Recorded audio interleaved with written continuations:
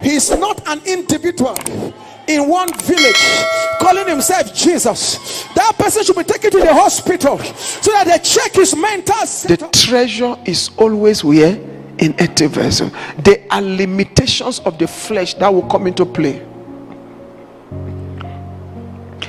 It could reflect like that of Elijah, that he doesn't have courtesy in his conversation. You know Elijah now? No courtesy. Is there any place where Elijah greeted anybody in the Bible? No courtesy at all. He met Ahab. Do you know why God made it that way? He was dealing with a terrible devil. God will prepare your temperament according to the giants you are called to kill. So you have to excuse the people. Is somebody hearing me? He will prepare their temperament according to the giants they are called to bring down, according to the obstacles they are dealing with.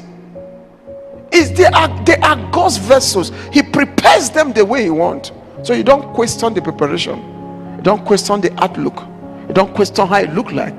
You check this treasure is in earthen vessel. I know tonight I'm speaking more in parables, and I believe that you're understanding these things. The treasure is where in earthen vessels. There will be limitations of the flesh in the life of the deliverer that you must respect.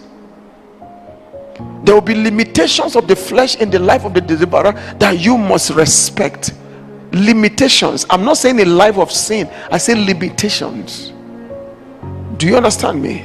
Moses was a stammerer. Elijah was a man without courtesy.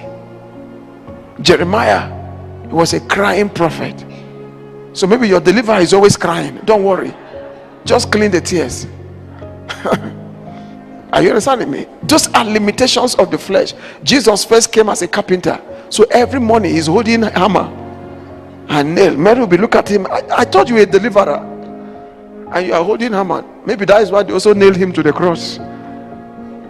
Using hammer. He was used to hammer and nails as a child. Are you understanding? Because he saw his father in the flesh. And so at the end of the day he ended on the cross with hammers. But they were not in his hands, they were in the hands of those that wanted him nailed. So you see, there's a way life gathers some things in the life of people. Please ignore those things. Is someone hear what I'm saying? Ignore those things that life gathers around people like that, and just fix your eyes on the purpose. Ignore the shell. Look at the yolk in the egg. Ignore the label. Look at the content. Are you understanding me? Ignore the outward appearance. Sadly speaking, men always look at the outward appearance, but people don't see the heart. Behind, in the heart of this Elijah, there is compassion for Israel that make him to cry against Jezebel. In the heart of this Moses, who is battling between first love and second love, there's a prophet that God can speak to face. A prophet who received the tablet of stones and laid the foundation of the foundation of the character of God on the face of the earth.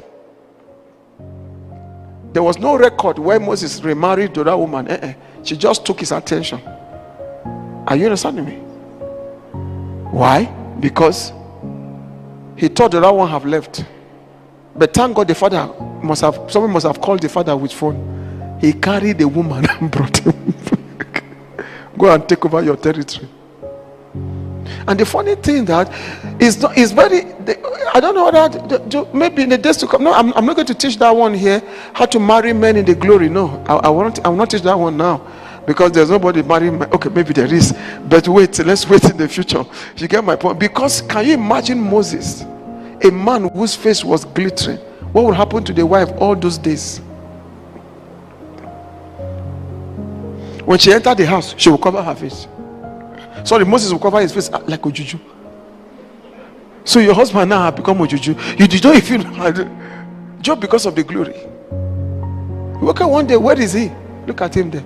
You put a line on the bed, his face is covered. Because the glory is everywhere. Can you share a bed with that kind of a person? No, you can't look for mat.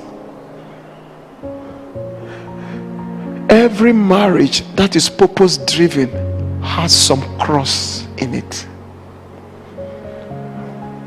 Is someone hearing me? has some what? Some cross in it. The cross you must carry.